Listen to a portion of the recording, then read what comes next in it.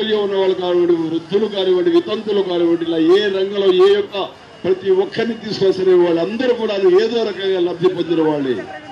అలాంటి లబ్ధి పొందినటువంటి మనుషులకి ప్రజలకి కృతజ్ఞత ఉండదా? వాళ్ళు అనుభవించిన తర్వాత అలా కాలదన్నే ఆ రకమైనటువంటి సంస్కారం మన తెలుగు వారికి ఉందా? అది మన సంస్కారమా? ఎవరైనా కొద్ది సహాయం చేస్తే జీవితాంతం గుర్తుంచుకునే గొప్ప సంస్కారవంతులు మన తెలుగు వారు. కాంగ్రెస్ చేసిన దానికి ఖచ్చితంగా వాళ్ళందరూ కాంగ్రెస్ పట్ల కృతజ్ఞులై ఉంటారు, కృతజ్ఞతతో ఉంటారని సందర్భంగా తెలియజేస్తూ, ఒక్కటే అధికారం కోసంగా తహతహలాడేవాళ్ళు ఆఖరి పోరాటం చేస్తున్నటువంటి చంద్రబాబు నాయుడు ఈసారి కనుక ఆయనకి అధికారంలోకి రాకపోతే, సీఎం కాకపోతే లైఫ్ లో జీవితంలో ఆయన మళ్ళీ సీఎం కాలేడు.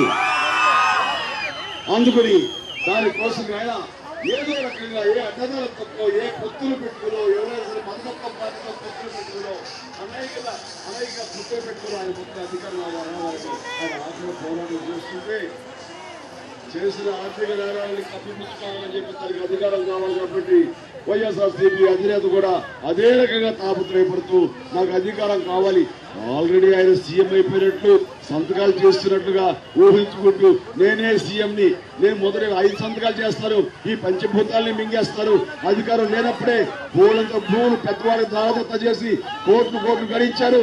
ఇప్పుడు అధికారం వస్తే సంతకాలతోటి పంచభూతాలు కూడా నేను అమ్మి ఆ రకంగా డబ్బు చేసుకుంటారని మనకు మెసేజ్లు ఇస్తున్నారు. అలాంటి ఆర్థిక నేరాలతో ఏ రోజున కరకటాలు వెనకెడతారో తెలియని మనుషులు వీళ్ళు కూడా రక్షణ పోరాటం చేస్తున్నాడు. ఆ రక్షణ పోరాటం ప్రజలను రక్షించడం కోసం కాదు, తన్ని తాను రక్షించుకోవడం కోసంగా ఆత్మరక్షణ పోరాటం. ఒక ఆయన ఆఖరి పోరాటం అయితే ఏంది రక్షణ పోరాటం. ఏదైనా సరే వీళ్ళు చేసేది పోరాటాల